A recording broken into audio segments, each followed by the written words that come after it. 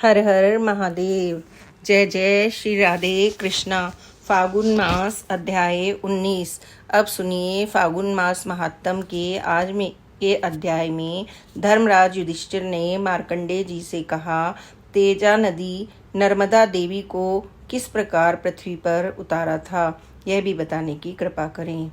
तब मार्कंडेय जी बोले, राजन, चंद्रवंश में हिरण्य तेजा नाम से प्रसिद्ध एक राज ऋषि हुए थे, जो समस्त धर्मात्मा में श्रेष्ठ और प्रजापतियों के समान थे। वे इस पर्वत वन और कानन सहित पूरी पृथ्वी का एक छत्र शासन करते थे। उनकी राजधानी चंद्रपुरी थी, जो इंद्र की अमरावती के समान शोभा पाती थी।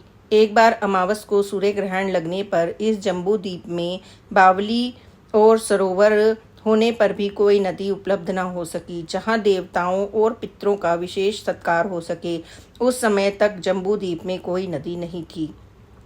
राजा ने लाखों गौवें, स्वर्ण, मणि, रत्न, खजाना, घोड़े और अनगिनत मतवाले हाथी ब्राह्मणों को दान में दिए।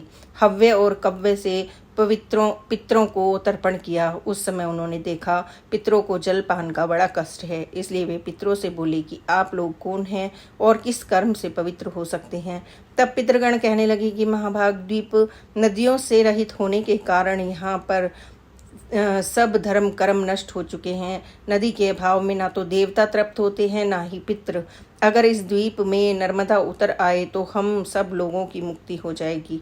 महाराज, जो भी बात थी वह हमने आपसे बता दी है। अब आपकी जैसी रुचि हो वैसा करें। हिरण्य तेजा ने कहा कि अब मुझे पितरों का उद्धार करना ही उचित लगता है, नहीं तो भला राज्य में मेरा क्या काम। अगर मैं पितरों को ही तृप्त नहीं कर सका तो मेरा तो जीवन भी व्यर्थ है। ऐसा कहकर राजा हिरण्य तेजा उद्याचल पर्वत पर गए और कंद, मूल और फल का भोजन करते हुए भगवान शिव की उपासना करने लगे। उन्होंने बड़ी कठिन तपस्या की और उनकी उत्तम भक्ति जानकर भगवान शंकर ने प्रत्यक्ष दर्शन दिया। राजा ने देवादिदेव महादेव के दिव्य रूप का दर्शन प्राप्त कर उनकी 3 बार परिक्रमा की और साष्टांग प्रणाम करके उनकी स्तुति की। और राजा बोले कि हे सुरेश्वर, आपको नमस्कार है। शूलपाण, आपको नमस्कार है। प्रभु, आप ही पृथ्वी, जल, तेज, वायु, आकाश, शब्द, स्पर्श, रूप, गंध, रस, बुद्धि, मन, अहंकार, प्रकृति और उसके तीनों गुण हैं। आप ही संपूर्ण इंद्रियों के प्रेरक, सर्वत्र व्यापक, समस्त कलाओं से युक्त तथा कला रहित अविनाशी परमेश्वर हैं। ब्रह्मा और विष्णु आदि देवताओं को भी आपके आदि और अंत का पता नहीं लगता। महातेजा का किया हुआ यह स्तोत्र सुनकर देवादिदेव जगदीश्वर शिव कहने लगे कि महाभाग, 7 कल्पों तक प्रवाहित होने वाली नर्मदा देवी को आप मृत्यु लोक में उतार दीजिए। पितृ घोर नरक में डूब रहे हैं, उनका उद्धार हो सके और वे तृप्त होकर मुक्ति और परम गति को प्राप्त हो सकें। इसके लिए नर्मदा देवी का अवतरण अति आवश्यक है। प्रभु महादेव जी बोले कि तात नर्मदा जी तो ब्रह्मा, विष्णु और देवताओं, दैत्य और अन्य अल्पजीवी प्राणियों द्वारा पृथ्वी पर नहीं उतारी जा सकती, इसलिए तुम कोई दूसरा वर मांगो, मैं उसे भी अभी दे दूंगा। तब महाराजा हिरण्य तेजा कहने लगे कि हे प्रभु, आपके प्रसन्न होने पर तीनों लोकों में कुछ भी असाध्य नहीं है। मैं तो सहस्त्र जन्म धारण करने पर भी इसके अलावा कोई दूसरा वर नहीं मांगूंगा। देव ऋषि, मैं आपके सेवकों का भी सेवक हूँ, मुझे नर्मदा जी को ही दीजिए। राजा का यह निश्चय जानकर भगवान शंकर ने लोक पावनी नर्मदा का आह्वान किया। वे मगर के आसन पर आरूढ़ होकर दिव्य रूप में आकर शिव जी के आगे खड़ी हो गईं और उमा महेश्वर दोनों के चरणों का स्पर्श करके नतमस्तक होकर बोली, देवेश्वर, किस लिए आपने मेरा स्मरण किया है, बताइए। प्रभु महादेव जी कहने लगे, नर्मदे, राजा हिरण्य तेजा ने अपना राज्य छोड़कर 14,000 वर्षों तक घोर तपस्या की है, इसलिए तुम उनकी इच्छा के अनुसार पृथ्वी पर उतरो शीघ्र तो और नरक में पड़े हुए सब पितरों का उद्धार कर दो। यह सुनकर नर्मदा देवी बोली कि देव, मैं बिना किसी आधार के जम्बू द्वीप में कैसे जाऊंगी। तब महादेव जी ने पर्वतों से कहा कि तुम सब लोग क्षण भर के लिए स्थिर हो जाओ, जिससे सरिता में श्रेष्ठ नर्मदा पृथ्वी पर जा सके। तब पर्वतों ने कहा कि देव, हम नर्मदा देवी को धारण करने में असमर्थ हैं। उसी समय उद्याचल ने खड़े होकर कहा, महादेव जी की कृपा से मैं नर्मदा को धारण करने में समर्थ हूँ। इसके बाद उद्याचल की चोटी पर चरण देकर नर्मदा देवी आकाश से पृथ्वी पर उतर आई और वायु की तरह तेज गति से पश्चिम दिशा को बह चली। उस समय तीनों लोगों में बड़ा हाहाकार मच गया। नर्मदा का जल का वह भयंकर कलकल नाद सुनकर पाताल लोक के एक तेजोमय ज्वलित लिंग प्रकट हुआ और हुंकार करके कहने लगा कि सब पापों को हरने वाली और उत्तम व्रत का पालन करने वाली हे नर्मदे, मर्यादा धारण करो। तुम्हें धारण करने के लिए ही महादेव जी ने 3 पर्वतों की सृष्टि की है, मेरु, हिवा और कैलाश, तथा चौथा पर्वत श्रेष्ठ विंध्य भी तुम्हें धारण करने में समर्थ है। इन पर्वतों की लंबाई पूर्व से पश्चिम दिशा की ओर 32,000 योजन है और दक्षिण से उत्तर की ओर चौड़ाई 500 योजन है। इसके बाद राजा श्री हिरण्य तेजा ने नर्मदा देवी से कहा कि आपने हमारे पितरों का उद्धार करने के लिए हम पर बड़ी कृपा की है। नर्मदा ने उत्तर दिया कि राजन, तुमने मेरे लिए महादेव जी की आराधना और तपस्या की है, इसलिए जो तुम्हारे माता पिता के वंश के लोग हैं वे तुम्हारी खास में रहने वाली स्त्रियों के संग जो संगी संबंधी हैं वे सब मेरे प्रभाव से उमा महेश्वर के लोक में चले जाएंगे। तब राजा ने नर्मदा में विधि पूर्वक स्नान करके देवताओं और पितरों का तर्पण किया और श्राद्ध और पिंडदान भी किया। इससे उनके सब पितर नरक से निकलकर देवयान मार्ग पर स्थित हो गए। यह नर्मदा का पहला अवतरण आदिक कल्प के सतयुग में हुआ था। दूसरा अवतरण दक्ष सावर्ण मनवंतर में हुआ और तीसरा अवतार राजा पुरुवरा के द्वारा वैश्व मनवंतर में संपन्न हुआ। राजन ने यह प्राचीन वृत्तांत जैसे अपनी आंखों से देखा वैसा ही बतला दिया।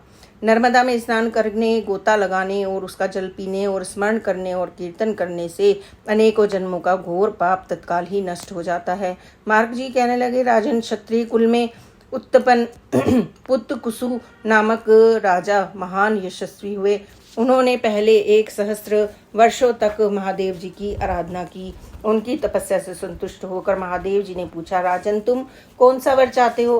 तब राजा कहने लगे, देव नर्मदा नाम से प्रसिद्ध परम सौभाग्यशालिनी नदी है, उसे आप इस धरती लोक पर उतार दीजिए। महादेव जी कहने लगे, हे राजन, इसे न मांग कर तुम कोई दूसरा वर मांग लो। ऐसा सुनते ही वह महाभाग पुत्र कुत्सुजोकु देखकर शिवजी कहने लगे कि राजन, तुम स्वस्थ हो जाओ, चिंता मत करो, मैं अभी श्रेष्ठ नर्मदा को मृत्यु लोक में उतार रहा हूँ। उनके ऐसा कहने पर महादेव जी कहने लगे, पर्यंत नामक पर्वत ने महानदी नर्मदा के वेग को धारण करना स्वीकार किया। राजा और देवताओं के साथ देवी नर्मदा बड़े वेग से चली और पर्यका पर्वत की चोटी पर होती हुई उस स्थान पर जा पहुंची जहां पूर्व काल में राजा पुतु ने अश्वमेघ यज्ञ किया था। वहीं एक बांस के मूल भाग से महानदी नर्मदा निकली। उस समय सब देवता, गंधर्व, यक्ष, मरुत, अश्वनी, पिशाच, राक्षस, नाग और तपोधन ऋषि सब लोग अर्घ्य और पाद से पूजन करके नर्मदा जी की शरण में प्राप्त हुए और बोले, आज हम लोगों का जीवन सफल हुआ, हमारी तपस्या भी सफल हो गई। देवी, यहाँ आपके दर्शन करके हम सब देवता कृतार्थ हो गए। हम उसी को पुरुष मानते हैं जिसने नर्मदा जी को यहाँ उतारा है। हे नर्मदे, अब आप अपने हाथ से देवताओं का स्पर्श करो जिससे हम सब लोग भी पवित्र हो जाएं। यह सुनकर नर्मदा देवी बोली कि मैं अब तक कुमारी हूँ, मेरा पति नहीं है, इसलिए मैं देवगणों का स्पर्श नहीं कर सकती।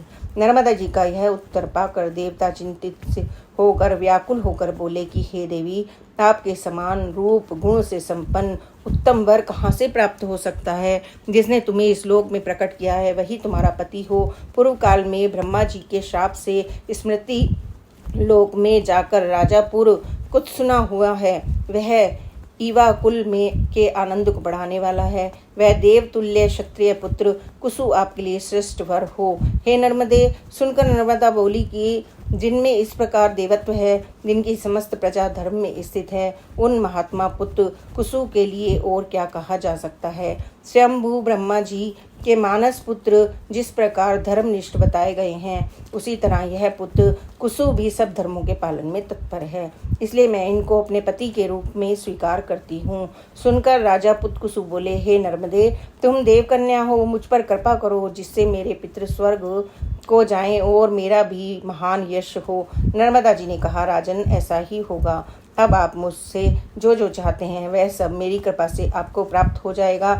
ऐसा कहकर देवी नर्मदा पर्यंत पर्वत से निकलकर पश्चिम दिशा की ओर चली गईं। वे धनुष्य से छूटे हुए बाण की तरह पृथ्वी को चीरती हुई, पर्वत शिखरों को तोड़ती हुई, फुर्ती और बड़ी तेजी से चली जा रही थी। उस समय विंध्य पर्वत के प्रदेश में जहाँ जहाँ गई वहाँ वहाँ स्नान किया जाता था। वहाँ तीर्थ वर्जित स्नान में भी स्नान करने पर सहस्त्र गंगा स्नान का फल मिलता था। इसके बाद वेतज महर्षियों ने सुख का विस्तार करने वाली लोक पावनी महादेवी नर्मदा की स्तुति की। वेद धर्म के मूल हैं, स्मृतियाँ फूल और फल हैं। अग्निहोत्र पारायण पुण्यात्मा द्विज उस फल का उपभोग करते हैं, परंतु वे भी नर्मदा को स्वर्ग की सीढ़ी समझकर उसका सेवन किया करते हैं। जहाँ जहाँ भगवान शिव के शुभ मंदिर के समीप पुण्यम नर्मदा विद्यमान है, वहाँ वहाँ नर्मदा नदी का स्नान 1,00,000 गंगा स्नान के समान होता है। अग्निहोत्र से जो पुण्य मिलता है और पितरों के श्राद्ध के जो फल मिलते हैं वह सब नर्मदा जी के जल से बड़ी आसानी से उपलब्ध हो जाते हैं। नर्मदा जी के नाम का कीर्तन करना और उसके संगम तीर्थ में दान देना, इससे समान कोई दूसरी वस्तु नहीं है। जो बुद्धिमान प्रातःकाल उठकर नर्मदा नदी का स्नान करता है, उसका पहले का जन्म और इस जन्म का किया हुआ पाप तुरंत ही नष्ट हो जाता है। कोई भी मनुष्य यदि नर्मदा जी में जाकर कभी भी स्नान कर ले, उसका किया हुआ 100 पापों का 100 जन्मों का पाप भी तुरंत ही नष्ट हो जाता है। जो नर्मदा नदी के तट पर मृत्यु को प्राप्त होता है, वह भगवान शंकर के स्वरूप को प्राप्त हो जाता है। जहाँ नर्मदा नहीं है वहाँ पापों का प्रायश्चित करने की प्रेरणा की जाती है, परंतु नर्मदा जल प्राप्त होने पर तो प्रायश्चित की आवश्यकता ही नहीं रह जाती। विंद गिरी के 8 मानस पुत्र बताए जाते हैं, जिनमें पर्यंत प्रथम है, उसे सब पर्वतों में श्रेष्ठ माना जाना चाहिए। नर्मदा नदी के 150 स्तोत्र कहे गए हैं। आधे कोश के तीसरे भाग अर्थात 578 गज की चौड़ाई में उनकी धारा बहती है, ऐसे विद्वान पुरुषों ने बताया है। ये युधिष्ठिर परमेश्वरी नर्मदा ने देवताओं और मनुष्यों के हित के लिए स्वयं ही अपने आप को धारण किया है। वे समस्त सरिता हो में श्रेष्ठ हैं और संपूर्ण जगत को तारने के लिए यहाँ अवतरित हुई हैं। उनके तट पर स्वर्ग और मोक्ष दोनों ही स्थित हैं। जय भोलेनाथ। आज की कथा में बस इतना ही। इसके आगे का वृतांत आप आने वाले अध्याय में जरूर सुनिए। हर हर महादेव। जय जय Shri Radhe Krishna. Please like and subscribe this channel. Om Sai Ram. जय साई राम। ओम साई राम। नवरात्रों में अब हम दुर्गा सप्तशती का पाठ करेंगे।